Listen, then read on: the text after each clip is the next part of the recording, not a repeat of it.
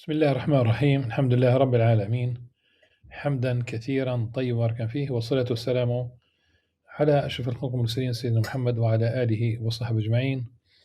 رب اشرح لي صدري ويسر لي أمري واحلل عقدة من لساني يفقهوا قولي. ربنا اغفر لنا والإخوان سبقونا بالإيمان ولا تجعل في قلوبنا غلا آمر إنك رؤوف رحيم، ولا حول ولا قوة إلا بالله العلي العظيم. حسبنا الله ونعم الوكيل. We continue reading from Imam Al-Ghazali's Criterion of Action, Mizan al-Amal. And in fact, this is the very last session, and it's a very short chapter that concludes the Mizan al-Amal, the criterion of action, and it's on the meaning of the school of thought. And the differences, how people differ about it. بين مع المذهب واختلاف الناس فيه. لعلك تقول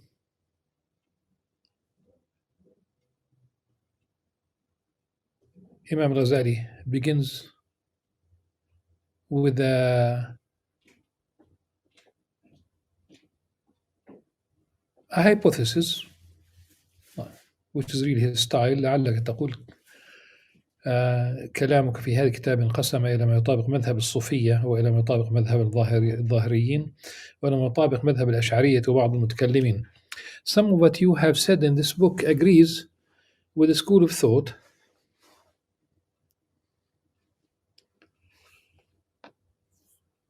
You might say the madhab of the Sufis, while other parts agree with the school of the Ash'aris and some of the theologians, the mutakallimun. Yet a discourse can only be understood according to one school of thought. Which of these schools then is the right one?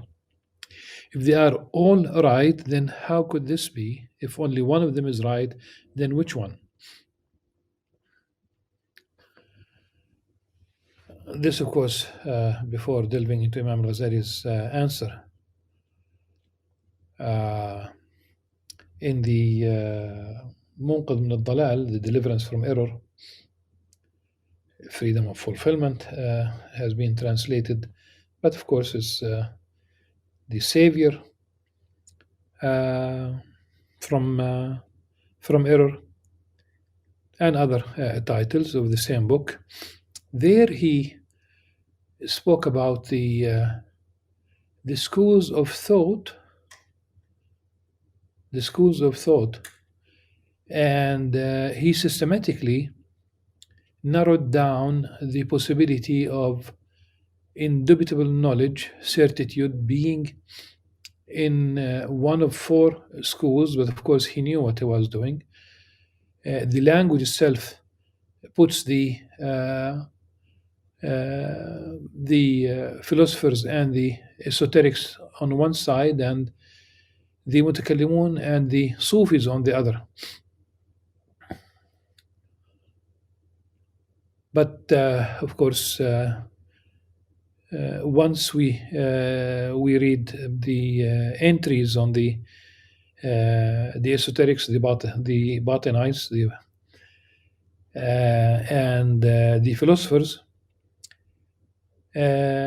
obviously he omits the possibility in a fair, objective manner. Like with the philosophers, he would say that because philosophers at the time were not dealing only with metaphysics. They have dealt with physics, they have dealt with biology, they have dealt with logic, they have dealt with math. With math, there's no problem. With logic, there's no problem. Science per se, there's no problem. It's the ilahiyat, it's the metaphysics. With the Batinites, of course, once you accept the idea that only one person, the hidden Imam, or the Imam, one person is the source of knowledge, but of course he is an occultation, and how could you learn from someone who is absent? And he has been absent. I mean, even on one account in Surra Marra'a and Samarra, in that in that hidden be like 1200 years or something like that.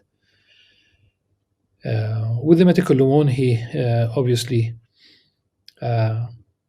makes it clear that it's a methodology rather than a subject unto its own. If you The need for it is like the need of pilgrims for guards when there are highway robbers. There are no highway robbers, then you don't need the guards. If everything is okay, you don't need the mutakallimun, defenders of the faith, if you will, in the language of today. But I think today, really, we do need the mutakallimun, not in the style but in essence, like we need those who could respond to all these. Uh, to Islamophobic notions, to all these accusations that people level against Islam. And of course, they are not true, and any serious student of Islam can respond to that, but we need that. Uh, then obviously you are left with Sufism. Let's see then what Imam Ghazali says in this context. The answer to this is that once you understand the truth about schools of thought,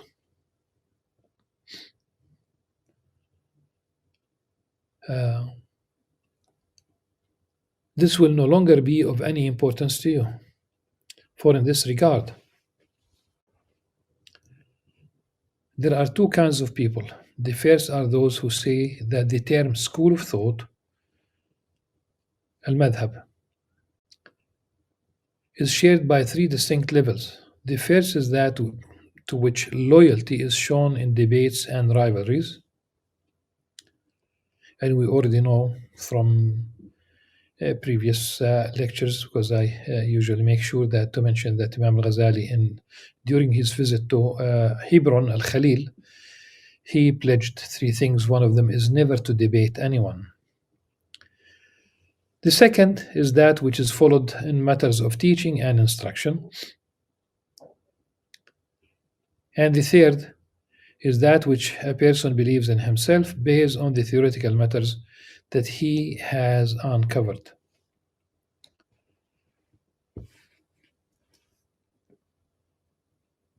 In this sense, every perfected person has three schools of thought.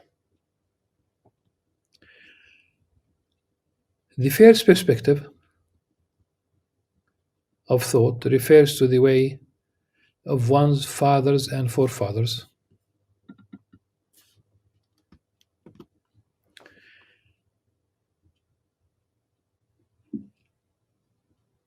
The school of thought of the teacher, and the school of thought of the people among whom one is raised. This differs from place to place and teacher to teacher. If someone is born in the land of the Mu'tazilites, the Ash'arites, the Shafi'is, or the Hanafis, loyalty to this school will be planted in his soul from his earliest childhood. And he will defend it and condemn everything else. He will be called an Ash'ari, or a Mu'tazili, or a Shafi'i, or a Hanafi, which means that he is loyal to those who openly hold to his school.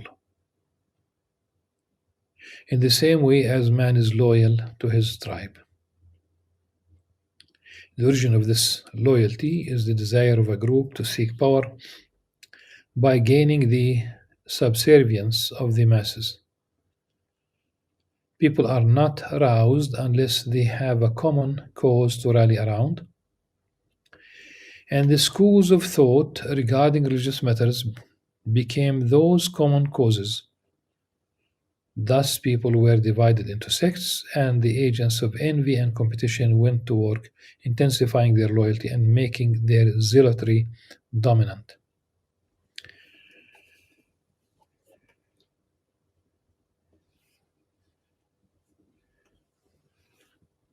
In places where people unite under a single school of thought, and the power-hungry طلاب الرئاسة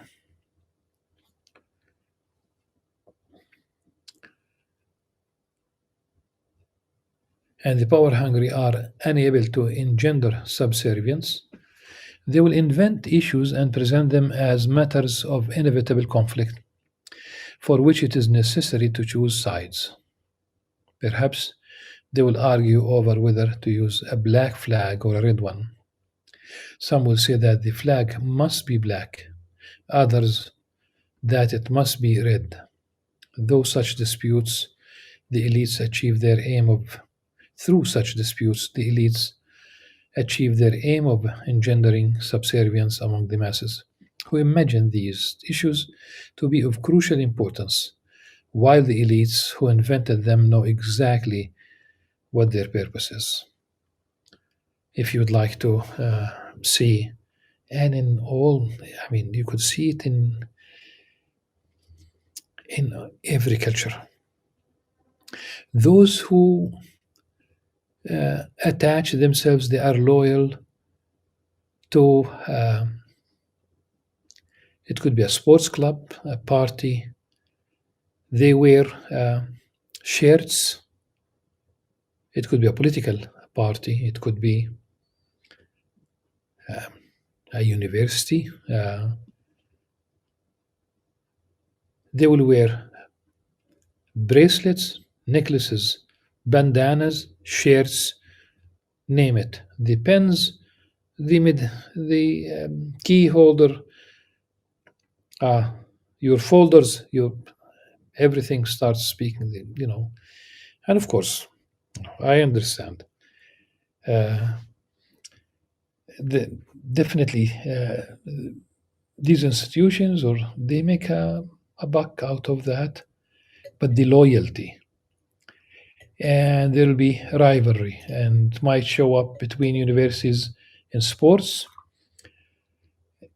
and for political, I mean, so the more superficial the person is, the more likely it's more likely that he or she will subscribe and start collecting these symbols of whatever they adopt. And they will have a bias. This is also important. They'll start having a bias. And I would say there is no intrinsic value usually in a flag. I'm not talking about something Islamic per se. I'm simply saying that there is nothing intrinsically value in a flag, but it's a rallying. You raise a banner and you would start, defending the banner that represents pride, history, civilization, um, rights, lost rights. The flag becomes also a representation of the possibility of regaining the right. But out of that context, no, there's nothing intrinsic about, intrinsically valuable about that. Look at how people, they start wearing the different shirts of Real Madrid and Barcelona, and they start. They travel, literally, they travel to Spain to attend these games, and they pay quite hefty prices for the tickets, and of course, airplane tickets and hotels and whatever. And otherwise, how could those players, soccer players, the football players, other than the United States, they call it their soccer. The how could those players afford private jets if you don't pay that much? Maybe I should mention that I was. It was a Saturday, and I was at the Escorial library, some 40 kilometers outside of Madrid. I was interested simply in the Imam Ghazali's manuscripts that they had. At the same time, there was a Real Madrid and Barcelona game in Madrid. That really did not move me even one iota in the direction of the game. I'm not saying it's haram or anything. I'm simply saying that, you know, I would say that Imam al-Ghazali's manuscripts were much more interesting. It was worth being there in the mountains at the Escorial. And the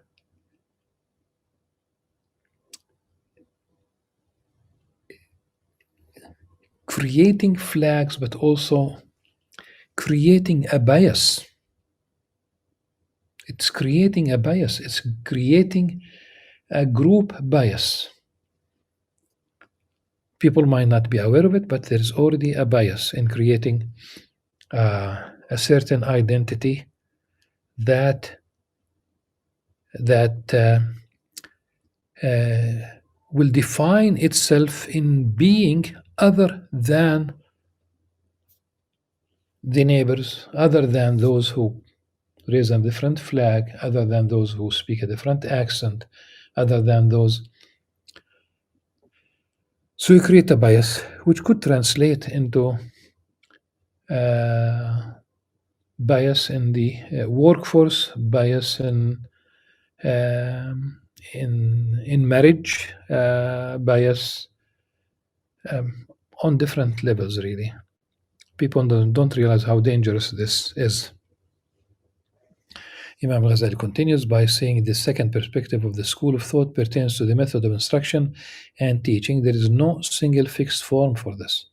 It differs according to the teacher, who will assess each student and determine what he is able to understand. Perhaps a Turk or an Indian may come to him for instruction,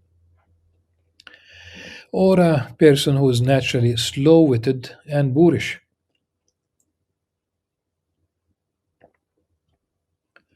He may recognize that if we were to tell them that Allah's essence is beyond space and that He is neither inside the world nor outside it, and neither connected to it nor detached from it, it will not be long before they begin to doubt the existence of Allah subhanahu wa ta'ala and deny Allah subhanahu wa ta'ala altogether. In such cases, he should tell them that Allah is upon His throne and is pleased and delighted by His servants' worship and rewards them with paradise as compensation for it. Let me, just before continuing with Imam al-Ghazali's statement here, let me just say that the word Turk or Indian or other words, this should be contextualized. This is not about the Turk of today. There were Turkish tribes in the past who worship multiple gods. It has nothing to do with Turkey or the Turks of today. Like, we say that the Turks used to worship multiple gods. We also, in the Arab world, we had in pre-Islamic Arabia people who worshipped different idols made from different materials. So, and it's, as I said, it should be contextualized. If, on the other hand, he recognizes that they are able to understand the clear truth, the teacher would, rather than giving them something simple, simply in order not to steer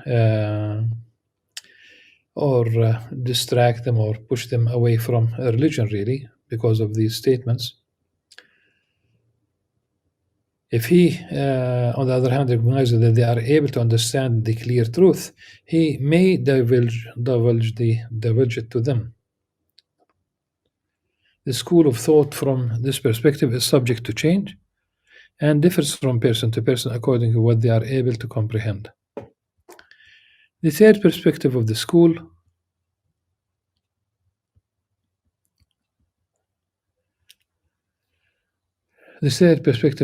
of thought is that what a man believes in confidence between himself and Allah, and which none but Allah can see. He does not divulge it unless it is to another who who shares in his experience or has reached the level where he is able to do so and to understand it. This applies when the seeker is intelligent and his soul is not implanted with inherited beliefs on which he was raised and to which he is loyal, to the extent that these beliefs are so deeply imprinted upon his heart that they cannot be erased. Such a person is like a sheet of paper on which words are written with indelible ink, so that the only way to erase them is by incinerating the paper. The temperament of such a man is imbalanced, and this cannot be rectified, cannot correct it. Whenever he hears something that contradicts what he has been taught, he will be unconvinced. Indeed, he will do his best not to let himself be convinced by what he hears and endeavor to refute it, even if he were to listen attentively and do his best to comprehend. He would doubt his own comprehension. So, how should it be if his desire is to refute rather than to comprehend? The only thing to do with such a person is remain silent and let him be, for he will not be the first blind man to go astray. This, then, is the approach of the first group.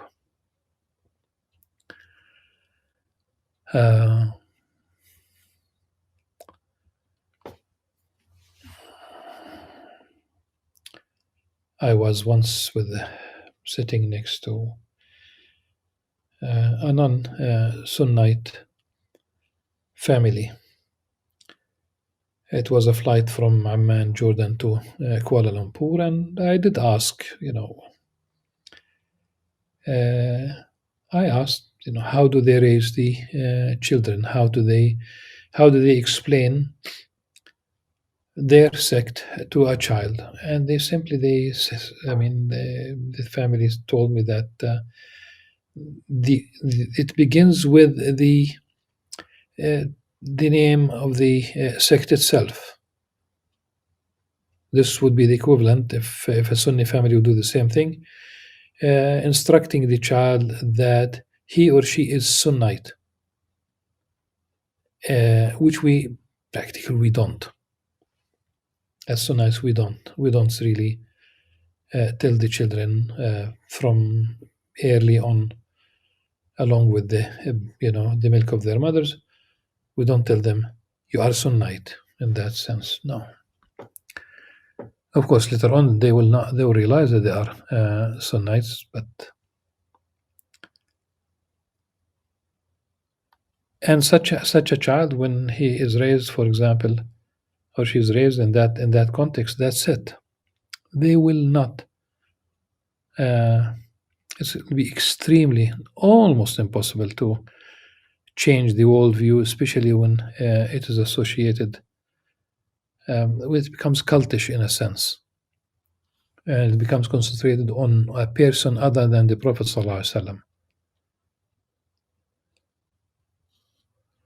As for the second group, who are the majority, they say that there is only one school of thought, which is the one that ought to be used for teaching and instruction with every person, regardless of his situation, and to which one should be loyal.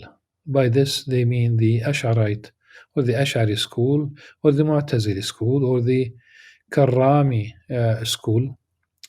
Al-Karramiyya, Al-Khurramiyya, Al-Sab'iyya, Al-Ismailiyya, Al-Batiniyya, of course, Sab'iyya, the seventh Imamite.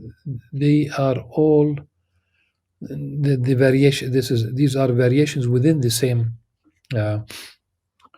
school, or whatever school is their own. Now, the first group actually agrees with the second, in as much as if you were to ask them about their school of thought and whether there are three of them or only one, they would not be able to tell you that there are three, but would be forced to answer that there is only one. This should be enough to convince you that there is no use asking about schools of thought if you are intelligent, for all people have agreed to say that there is only one, and then to be loyal to the school of their father, their teacher, or their countryman. If someone tells you what his school is, what difference should it make to you? When others have different schools, after all, none of them can produce a miracle to support his side. Pay no concern to schools of thought, then, and seek the truth by way of reflection,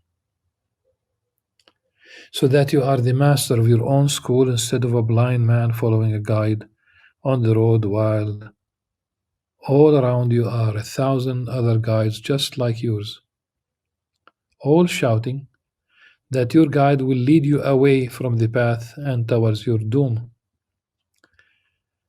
In the end, you will find out for yourself whether your guide was astray or not. And there is no way to be safe other than to go alone. A poet said, "Take what you see and leave what you have merely heard, for in the midday sun for in the midday sun you have no need for Saturn to guide you. خذ ما تراه ودع شيئا سمعت به في طلعة الشمس ما يغنيك عن زحل." This is by Al-Mutanabbi. If the only thing these words have done is to provoke doubts in you about the beliefs you have inherited, so that you wish to learn for yourself, then that is benefit enough. Doubts are what leads to the truth. إذ الشكوك هي الموصلة إلى الحق، فمن لم يشكك ويشك لم ينظر. And Imam Ghazali has other statements almost using the same words. Beautiful construction of what might be described as systematic doubt, and he had, I'm certain that academic certainty, if you will, that Imam Ghazali had a great impact on René Descartes' meditations.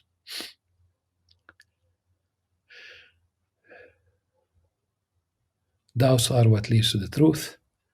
The one who does not doubt will never look, and the one who does not look will never see, and the one who does not see will remain in blindness and error. We seek Allah's refuge from that.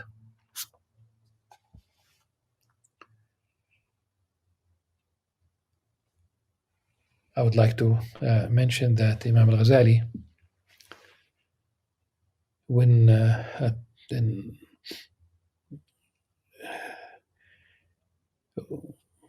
of course, Imam Al-Ghazali, when you talk about a madhab, Shafi'i does not contradict being Ash'arite. Okay.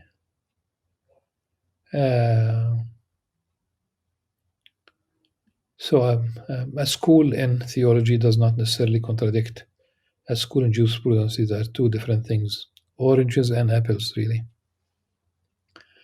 And having said this, remember that there were scholars of the Hanbali school, and I'm sure people might be amazed by this. There were Hanbali scholars whose school of theology was not athari, was not following the Ahl al-Hadith. Rather, they were Ash'arites even themselves. Now, an example also from Imam al-Ghazali's writings about the minimum water that cannot be contaminated. We don't talk about viruses and bacteria and, no, I'm talking about in terms of impurities that would render the water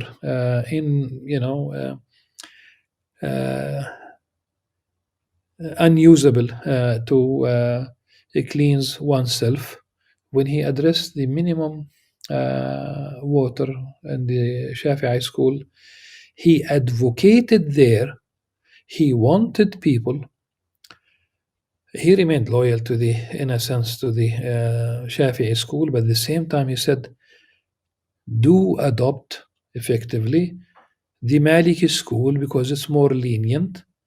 The, admitting that the Shafi'i school is strict, because, and he said, explain why you just go to the Maliki school, which would have less water and would remain still pure.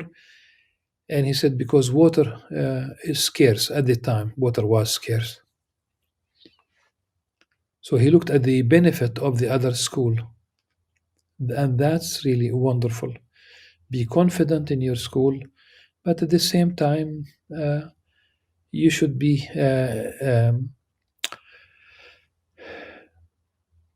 confident that if there is some school that is more beneficial and still within the parameters of the law, then allow it to be, even if it's not your own school. And this is I would say this is very beautiful, extremely beautiful, really. And in the schools of jurisprudence,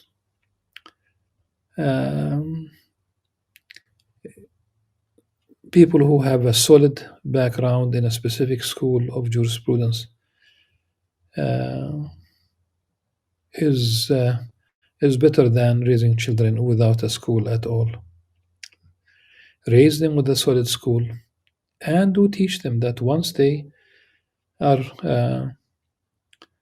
once they grasp their school, it is okay if they find, if they want to become scholars in the field. That's a different story, but it's okay sometimes just to look at what the other schools are offering, because ultimately the original is the origin is one, definitely, and language does permit different understanding, but that different understanding is also does have its own parameters. It's a framework. A very beautiful end for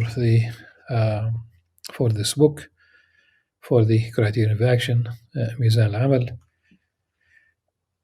I would like to repeat the last few sentences. The one who does not doubt will never look, and the one who does not look will never see, and the one who does not see will remain in blindness and error. We seek Allah's refuge from that. May Allah bless our Master, Sayyidina Muhammad sallallahu alaihi wasallam, and his family and companions, and give them peace. سبحانك اللهم وبحمدك نشهد أن لا إله إلا أنت نستغفرك ونتوب إليك والسلام عليكم ورحمة الله وبركاته.